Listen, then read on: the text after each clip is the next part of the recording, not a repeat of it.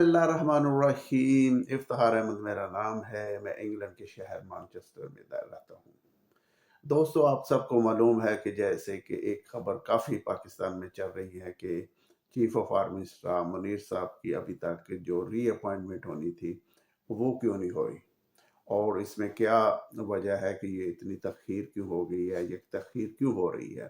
تو اس میں کچھ ایک دو تھیریز ہیں کہ نواز شریف صاحب بھی یہ نہیں چاہتے کہ ایک ہی شخص کے پاس ساری پاور ہو جائے اور کل کو وہ ہمیں فارغ کر دیا جائے۔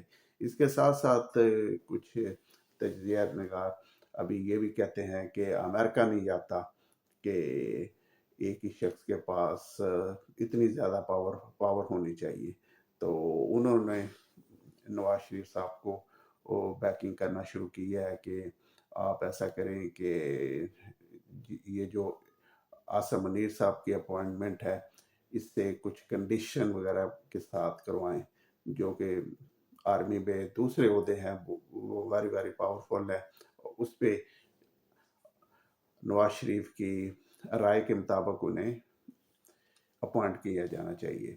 تو یہ اس لیے جو عاصم منیر صاحب کی اپوائنٹمنٹ ہے وہ اس لیے ڈیلے ہو رہی ہے۔ تو آپ نے سنا ہوگا کہ ڈونلڈ ٹرمپ وہ بھی کافی تعریف کرتے تھے ہمارے چیف آف آرمی اسٹاف کی، تو اگر انہوں نے نواز شریف صاحب کو کچھ بیکنگ کی ہے تو پھر آپ دیکھ لیں کہ یہ جو بڑی طاقتیں ہوتی ہیں وہ کسی وقت بھی اپنی سائڈ بدل سکتی ہیں اپنے مفادات کے لیے۔ اور ان کا فائدہ یہ ہے کہ ایک شخص سے بات اتنی زیادہ پاورفل ہو جائے گی کہ کل کو ہو سکتا ہے کہ ہم اس سے ڈیل نہ کریں اور وہ ہمارے خلاف چلنا شروع ہو جائے۔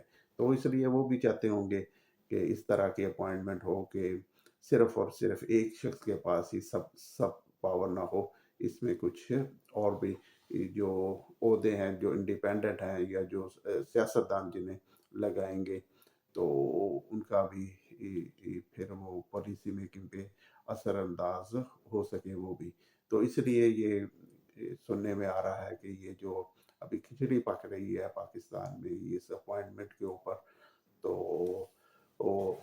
اس کی ایک وجہ یہ ہے کہ امریکن جو اسٹیبلشمنٹ ہے وہ بھی یہ نہیں چاہ رہی کہ جو یہ اپوائنٹمنٹ ہے وہ ہو جائے، اور پھر جو نیچے اپوائنٹمنٹس ہے وہ بھی عاصم منیر صاحب ہی کریں اور وہ ایک پوری کی پوری ٹیم اپنے بندوں کی لے آئیں۔ تو اس کی ایک ریزن بن رہی ہے کہ یہ اتنا ڈیلے وغیرہ ہوتی جا رہی ہے۔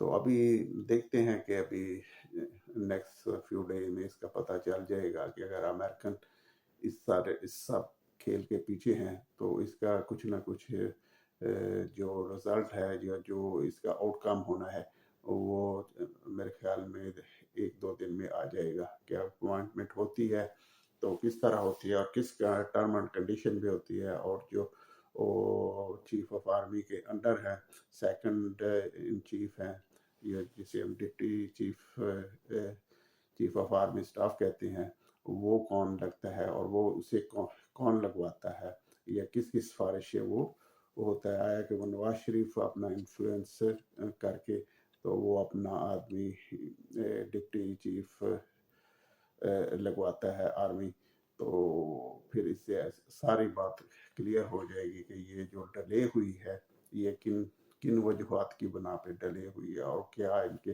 مقاصد ہیں، اور پاکستان کی جو فیوچر جو ان کا انٹریکشن ہوگی وہ کس قسم کی ہوگی۔ آپ کو معلوم ہی ہے کہ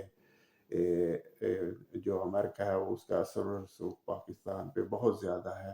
آپ دیکھ سکتے ہیں کہ ہمارے جو پرائم منسٹر یا دوسرے ہیں وہ بار بار امریکہ یا انگلینڈ وغیرہ کے چکر لگاتے ہیں، تو اسی لیے ہوتا ہے کہ ان ممالک کا ہمارے جو پرائم منسٹر ہوتے ہیں یا آرمی ہوتے ہیں، جو آرمی کے ہیڈ ہوتے ہیں، ان پہ کافی اثر و رسوخ ہوتا ہے، تو جو بھی پالیسی بنتی ہے تو وہ اس حساب سے ہوتی ہے کہ جو امریکہ کے انٹرسٹ کو سرو کرے یا برٹن کی انٹرسٹ کو سرو کرے یا یورپین کی انٹرسٹ کو بھی سرو کرے۔ تو یہ فی الحال صورتحال ہے۔ تو انشاءاللہ تعالیٰ یہ چند دن میرے خیال میں میکسیمم ہوں گے. جب یہ صورتحال کلیئر ہو جائے گی تو پھر ہمیں پتہ چل جائے گا کہ کیا پالیسی تھی اور کس وجہ سے یہ جو ڈیلے ہوئی ہے اپوائنٹمنٹ میں، یہ کیوں ہوئی ہے. کیونکہ ابھی جو اپوائنٹمنٹ 3-4 دن پہلے ہونی تھی وہ ابھی 3-4 دن گزرنے کے بعد بھی نہیں ہوئی. حالانکہ کچھ سیاستدان بھی یہ کہہ رہے ہیں کہ یہ وہ نوٹیفیکیشن تیار ہو رہا ہے اور ابھی ہو جائے گا. تو اگر کوئی بھی شخص ریٹائرمنٹ ہو رہا تو اس کا جو پیپر ورک ہوتا ہے وہ چند دن بلکہ چند ہفتے پہلے وہ شروع ہو جاتا ہے، یا کہ اسے ریٹائرمنٹ کرتے ہیں یا پھر اسے ایکسٹینڈ کرتے ہیں. جیسے آپ نے دیکھا کہ وہ شمشاد صاحب کی جو ریٹائرمنٹ تھی اس کا پیپر ورک کیا، جیسے وہ ان کی ڈیٹ آئی تو انہیں الوداع کر دیا گیا. تو لیکن یہ جو مسئلہ ہے جو اپنے ہمارے چیف آف آرمی اسٹاف کا ہے، یہ لٹک گیا ہے.